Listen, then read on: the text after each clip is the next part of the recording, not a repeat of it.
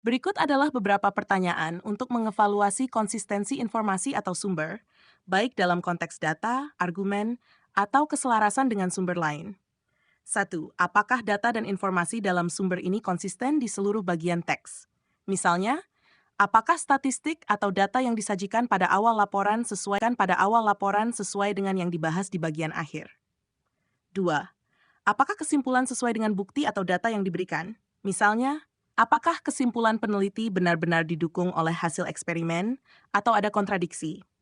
3. Apakah sumber ini konsisten dengan penelitian atau data sejenis dari sumber lain yang kredibel? Misalnya, apakah hasil penelitian ini sejalan dengan hasil studi sebelumnya dalam bidang yang sama? Apakah penulis atau sumber menggunakan definisi atau terminologi yang sama di seluruh teks? Misalnya, apakah istilah teknis dijelaskan dan digunakan dengan cara yang sama di seluruh laporan? 5. Apakah alasan dan logika yang diberikan mendukung argumen secara konsisten?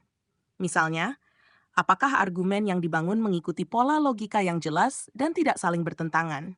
6. Apakah terdapat perubahan sikap atau opini dalam sumber tanpa dasar yang jelas? Misalnya, apakah pendapat yang dikemukakan di awal masih sesuai dengan kesimpulan akhir atau berubah tanpa penjelasan? Apakah narasi atau pesan yang disampaikan tetap fokus dan selaras dengan tujuan utama? Misalnya, apakah seluruh bagian artikel mendukung tema utama atau ada bagian yang tampak menyimpang dari fokus? Apakah setiap data atau bukti yang diberikan mengarah pada kesimpulan yang konsisten? Misalnya, apakah grafik dan statistik mendukung satu kesimpulan umum atau justru menunjukkan hasil yang saling bertentangan? 9. Apakah Apakah semua argumen mendukung satu sudut pandang yang sama atau ada yang berlawanan?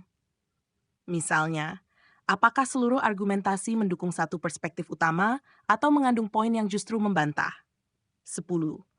Apakah ada kontradiksi internal yang bisa merusak kredibilitas informasi? Misalnya, apakah ada pernyataan di satu bagian yang tampak berlawanan dengan pernyataan di bagian lain? Dengan mengevaluasi konsistensi, kita dapat menentukan apakah informasi yang diberikan memiliki keandalan internal dan menyajikan argumen atau data secara jelas dan utuh. Ini juga memastikan bahwa pesan yang disampaikan logis dan terstruktur dengan baik.